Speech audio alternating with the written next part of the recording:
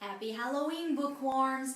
I know that Halloween tradition is usually about watching scary movies, but since this is a channel about books, I decided to share with you my list of favorite books that made me want to sleep with the lights on, if you know what I mean. Now, my list includes only books and short stories that are by definition horror. That means no thrillers, no books and stories about situations that might be considered scary, so no Kafka, no Lord of the Flies, no Holocaust.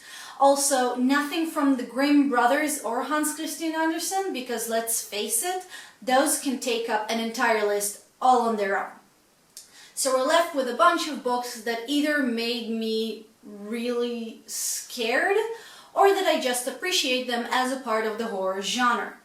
So now that we have that cleared up, let's move on and get to the list itself. Let's start with a book for the younger audience. A girl moves with her parents to a new house, a traumatic experience, no doubt.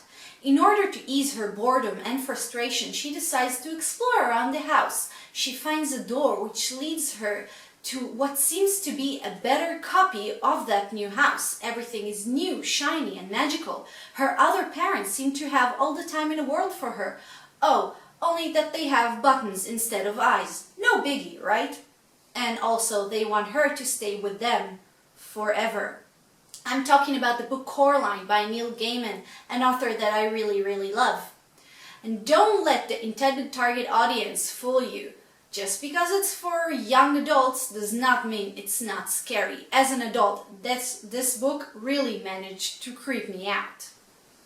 Let's go back for the classics for a moment. You can't talk scary without talking about Edgar Allan Poe. And for this list, I decided to include one short story of his that I personally think that was of an inspiration to Stephen King when he wrote Pet Sematary. A man gets angry one day and kills the cat. Then he gets angry again and kills his wife. Or does he? This is called The Black Cat, and short as it may be, it's still very creepy. You know how different people get scared of different things? Well, what scares me personally the most is the truly bizarre and grotesque things. And that definitely applies to the next book that I'm going to talk about. A family moves to a new home. I see a pattern here. Anyway, once again, the house itself seems to be what's really scary. That's the fear factor, if you will. Because what's strange about this house is that this family keeps finding new corridors, doors, stairways. The house itself doesn't seem to have any limits.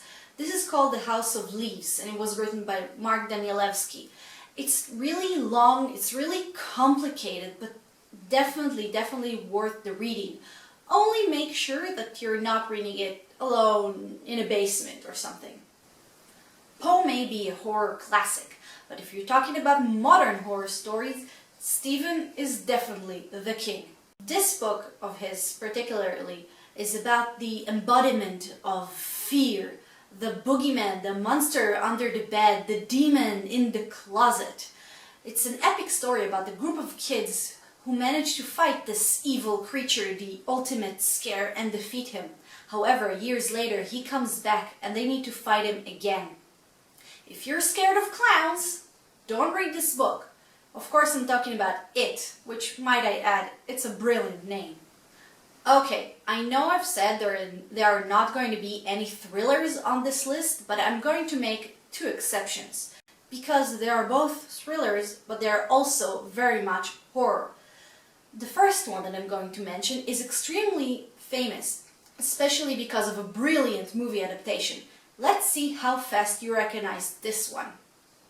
A young FBI trainee is being sent to interview a brilliant psychiatrist, now in jail because he also happens to be a psycho killer. All the while, in the background, the real FBI is hunting down another serial killer who is on the loose. This psychiatrist suggests the young FBI trainee a deal. He will help her to find this other serial killer, given his analysis expertise, but in return she must tell him about herself, the skeletons in her closet and demons in her past, and boy, she has them. Managed to guess already? If not, put the lotion in the basket or you'll get the hose again. Of course, I'm talking about Thomas Harris's Silence of the Lambs. Tongue-tied. It's a brilliant book. It's a psychological horror thriller, and I do recommend reading it even if you've seen the movie, which is also a work of art. You know, you can't talk about horror books without mentioning this classic, which is one of the most famous books ever written. Not the first vampire book ever written, mind you, but definitely the most famous one. The greatest vampire of them all travels from his castle in Transylvania to England, where he wreaks havoc. He tempts a maiden, he causes a man to go insane, he kills people. You know him, you love him, you'll stick a stake into his heart. It's Bram Stoker's Dracula. And that book definitely doesn't need any more introductions, so let's move on. Now the next one is a short story, and it's kind of unique because it's actually autobiographical. It's one of those stories which make you wonder, is it fantasy or she's just insane? I'll let you read it and you'll be the judge. A woman is locked in the nursery of her home. She can't go out, she can't even open a window properly. She has hysteria, and her husband, the doctor, believes that will be the best treatment for her. In her loneliness, she starts seeing some strange things about the yellow wallpaper on the wall. It starts with strange patterns and smells and develops to something a lot scarier. It's called The Yellow Wallpaper by Charlotte Perkin Gilman. And it may be short, it may be based on a true story, but it's definitely scary. Now we're getting to one of my favorites. Why? Because I honestly didn't think that as an adult I can read a book that will make me stop reading, go around the house, make sure all the lights are on and no ghosts are hiding anywhere, go back to my bedroom, lock the door just in case, and only then continue reading. A group of strangers are gathered in a house rumored to be haunted. Again, they're all part of an experiment, and the aim is to see evidence of supernatural in the house. And yes, as you might have guessed, these supernatural events do occur in a very scary form, and you guessed it, at nighttime.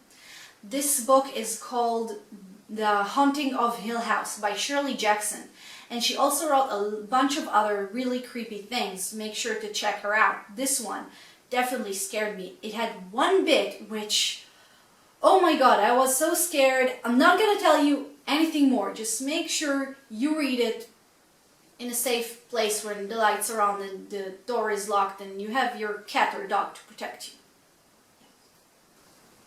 Okay guys, we're getting to the last book on this list and the second thriller that I said I would mention. 10 strangers find themselves in a mansion on a secluded island, and upon arrival they realize that someone had lied to each one of them in order to get them there. There is a storm outside, so they can't leave, and they have no choice but to spend the night in this house until the storm passes. And then, one by one, they start dying. And if that's not a horror book synopsis, I don't know what is. But nonetheless, it was written by the queen of detective books, Agatha Christie, and this book is called And Then There Were None. Hold on.